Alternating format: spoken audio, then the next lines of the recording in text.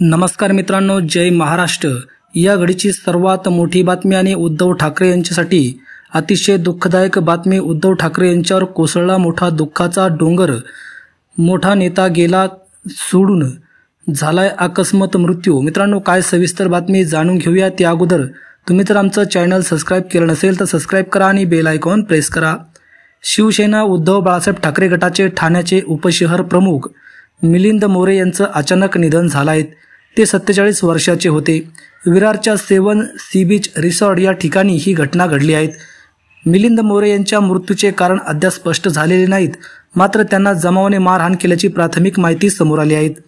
मिळालेल्या माहितीनुसार मिलिंद मोरे हे त्यांच्या कुटुंबासोबत विरारच्या अर्नाळा नवापूर या ठिकाणी असलेल्या 7 सी बीच रिसॉर्ट या ठिकाणी गेले होते। त्यावेळी एका रिक्षाचालकाने त्यांच्या पुतण्याला धक्का दिला, यावरून बाचाबाची झाली। यानंतर रिक्षाचालकाने गावात जाऊन ही बाब गावकऱ्यांना सांगितली।